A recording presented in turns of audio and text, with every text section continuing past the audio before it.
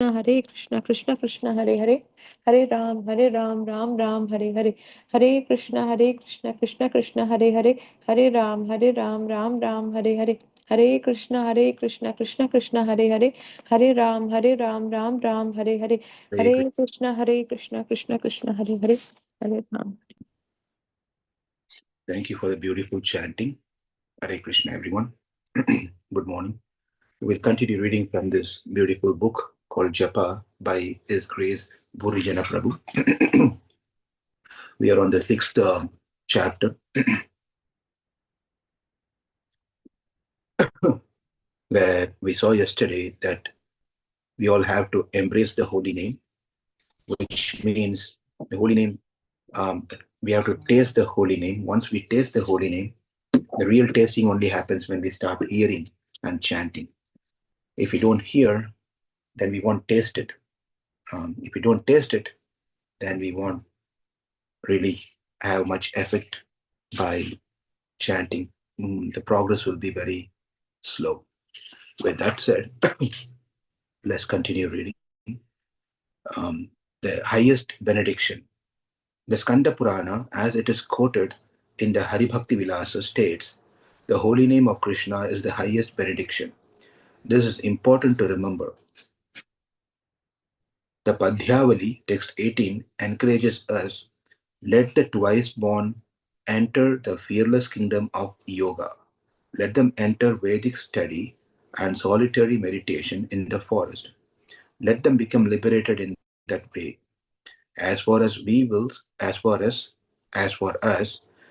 spend hundreds of thousands of births chanting the holy name of Lord Krishna, whose splendid dark complexion and yellow garments are like a host of blue lotus flowers blossoming in a grove of yellow flower-bearing kadamba tree.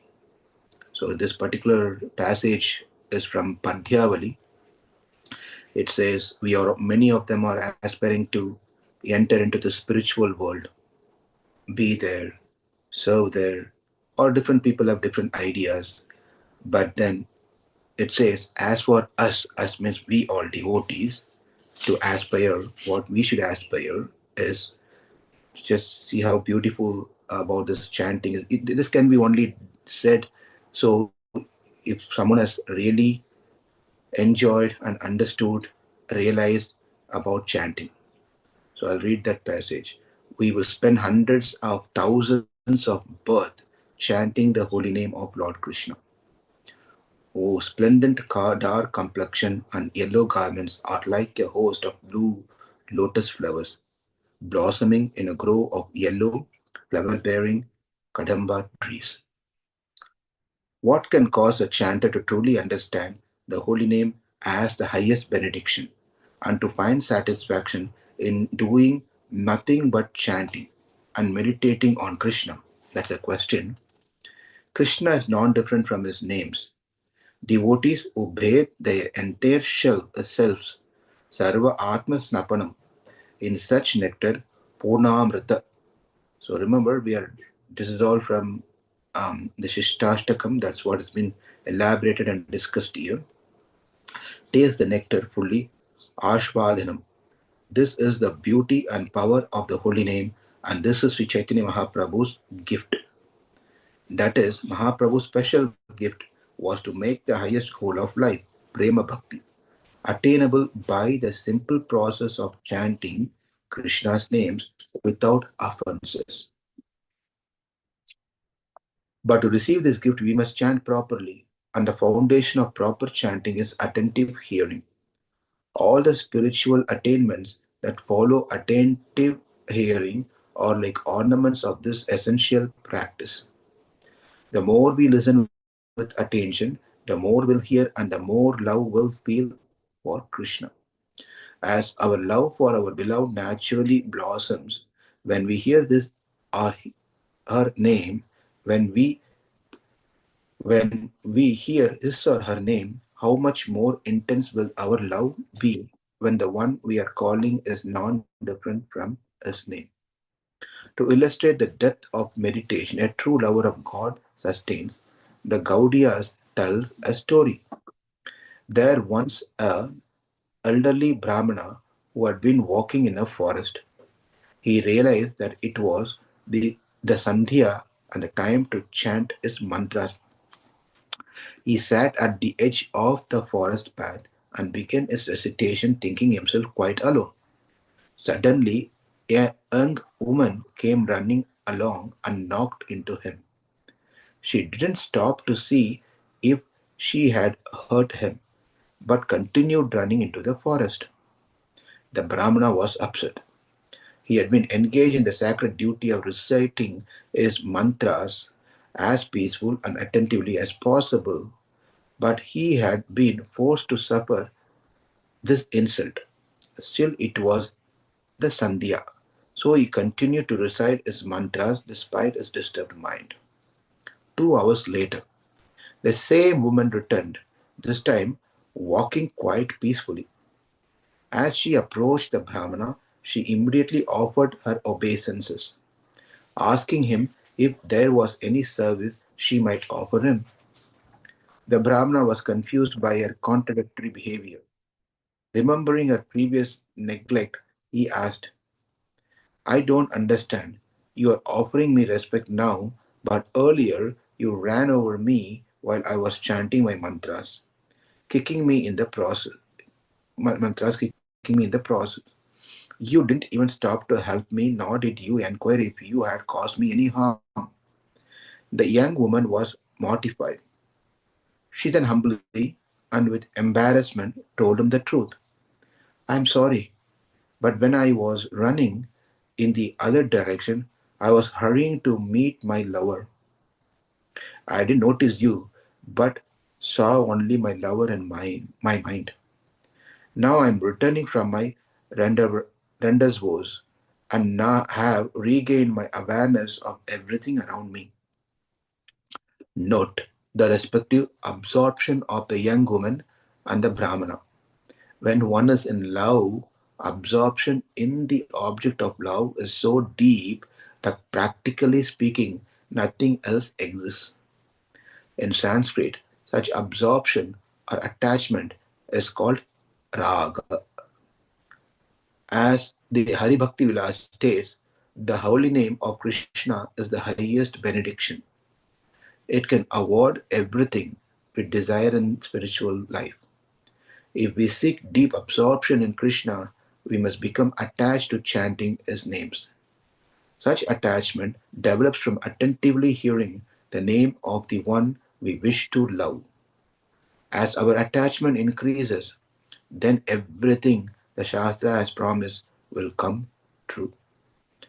We want pure devotion, Sri Chaitanya Mahaprabhu's gift to us, but we cannot jump to such high consciousness without going through the proper process to attain it. We must begin with the foundational practices. The holy name is the eternal fruit. This is from Hari-bhakti-vilāsa. The holy name is the eternal fruit of transcendental knowledge of the tree of the entire scriptures. O best of the Bhargavas, O Bhrigu, if anyone chants Lord Krishna's name just once without offense, whether he chants with faith or indifference, the holy name immediately liberates him. Last part, titled as The Simplicity of the Task, two shorts, two short paragraphs. Touch your consciousness to the sound of the name. Simply touch the transcendental sound vibration with your mind and heart. Krishna's name is spiritual and not of this world. Golaikere Premadhana Harinama Sankirtana. Take yourself and Krishna in the form of his holy name and bring them together. All that's needed to accomplish this task is a tongue and an ear. That the task is easy does not imply that we won't have to work to control the unruly mind. Despite the struggle, however, bringing ourselves to Sri Krishna's feet is the simplest and most natural thing we can do.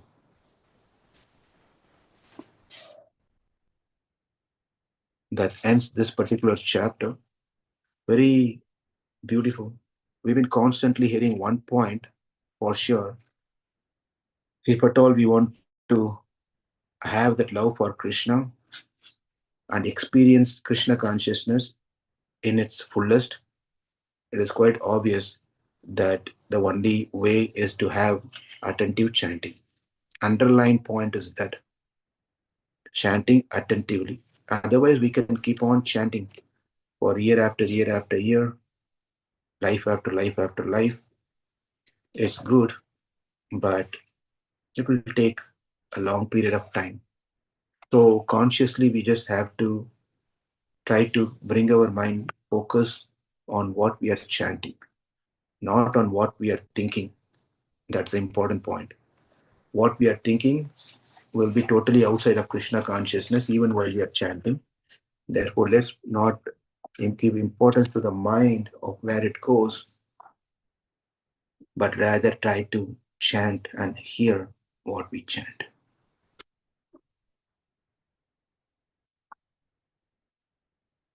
And then the next following chapter is going to talk more about the mind. I hope you all remember, we always try to control the mind, focus on the mind, but we also read just few chapters back that this mind is nothing but working to satisfy its master, that is the ego.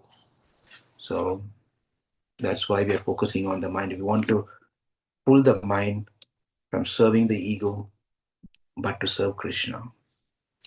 Thank you all very much. Let's see if there is any discussion.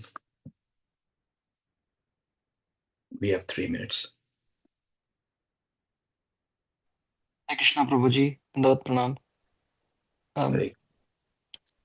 Prabhu, I had a question. So we have the three modes of material nature, right? Goodness, passion, and ignorance. So does the free will differ in each of the three modes? How do we understand that, Very Prabhu? nice question, very technical question, beautiful question. The reason for your question is obviously we are trying to put our reasoning of how we are into the three modes. The three modes of Sattva-guna, Rajoguna, and Tamoguna is the proposition of Sattva-guna, Rajoguna, and Tamoguna depends on each person. It's not the same. It's not that 20, what is it, 40, 40 and 20 or 50, 25, 25 for every human being, and for animal it is 10, 10, 10. It's not like that, right? It depends on individual person. The proposition, the composition of the three gunas differs. Why does it differ? It's just simply because based on the karma. Based on one karma, accordingly one gets, one person may be in more sattva guna, one person may be in more rajoguna, one person may be in more tamoguna. Therefore, it all varies. Now, your question is an interesting question. If my sattva gunam or rajogunam and then rajogunam and sattvika, or is rajas, tamas and sattvika, this all depends on my karma. That's how it is. Then I'm going to act according to my gunas, highest guna, whatever the guna is. So that means I don't have much of free will to make choice because my free will has been driven by this particular guna to make the decision. Is that right? Yes, Prabhu. Very good. Nice question. The free will is a very important point that yes, the decision that we are making is driven by what guna we are in at that point of time. It is true. But the point here is there are situations where not there are situations where not everyone is in one particular guna. Every person, every one of us, we always fluctuate between three gunas. When we get it, when we are in that particular moment of sattva guna, we utilize that moment because that moment our free will is going to be in alignment with the decision making capacity, is going to be in alignment with the sattva guna. Do you agree to that? Yes, Prabhu. Yes. Okay. So our decision making, it depends on the guna, and likewise it's true that the decision making at the sattva guna time is going to be good. Therefore, what we have to do is we have to maximize that particular sattva guna with our free will. What happens is that when we maximize the sattva guna period to the best of it, that moment, then the sattva guna increases. What we are doing is we are not trying to focus on rajoguna and tamoguna, but the given moment in 24 hours, if you get a 30 minutes, and the 30 minutes is sattva guna moment, use it to the maximum, the fullest. What happens is that 30 minutes becomes 45 minutes. Next, 45 minutes become 1 hour, and then that sattva guna increases gradually, and naturally, obviously, that rajoguna and tamoguna will decrease. So yes, our decision making and the free will is driven to some aspect driven by the gunas, but during the sattva guna we make use of our free will to the best so that we become fully in sattva guna. And that is why we have to push at that point of time to make use of these type of programs as much as possible. And did I answer your question? Yes, Prabhu. Yes, Prabhu. So this chanting, reading scriptures and kirtan gradually increase the sattva times, Prabhu, because of the Exactly. taste. Okay. Yes, definitely. So the more that time, any time, for example, you drive to work, and that time is going to be rajoguna, right? But then at that point of time, since you have some information of Krishna consciousness, now you make that particular rajoguna period into a sattvika period by turning on not the FM channel, but turning on to Prabhupada's kirtan or some lectures and start hearing while you're driving. So that drive becomes you're spiritualizing your drive to work in that sense. I just gave an example. Hare Thank you, Krishna, Prabhu. Prabhu. Okay, thank you. Okay, it's 3 past Thank you, Prabhu. 5:30. Yes, Uh, please go just ahead. to add, have a question from there. So, as you mentioned, right, Prabhu, for Rajoguna, we are trying to uh, make use of our sattva. Means we are trying to override these gunas with our free will, right, Prabhu? Yes, correct. Is that a question, or you're just reflecting on the I response? just comment, Prabhu, because yes, if we keep calm, means mostly our free will be dominated by these gunas, but we can still override the gunas with our free will, right, Prabhu? Yeah, exactly.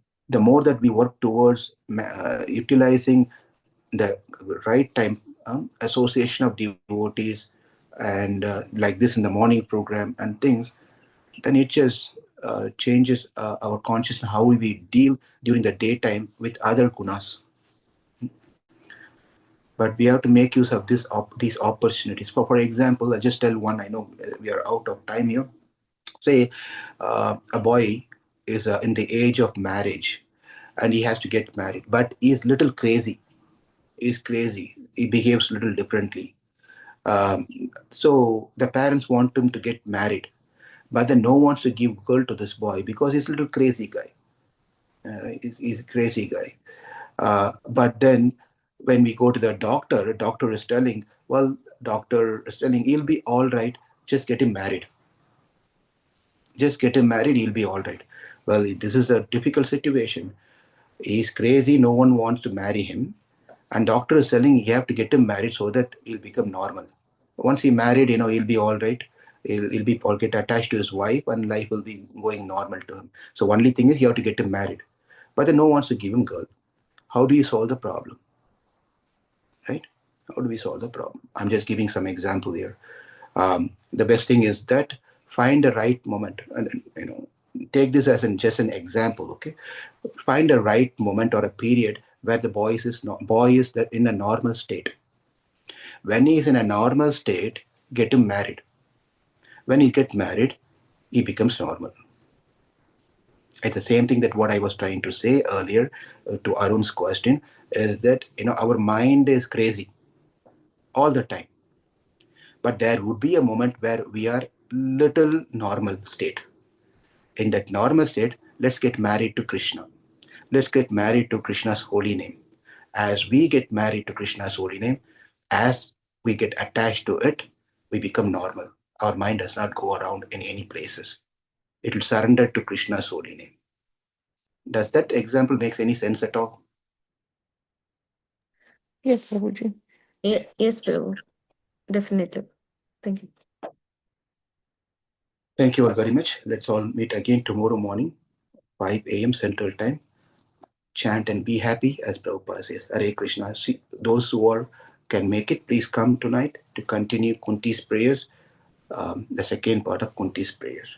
Those who cannot, please join us online. Hare Krishna. Thank you. Hare Krishna. Hare Hare Krishna. Krishna. Hare Krishna. Hare Krishna. Hare Krishna.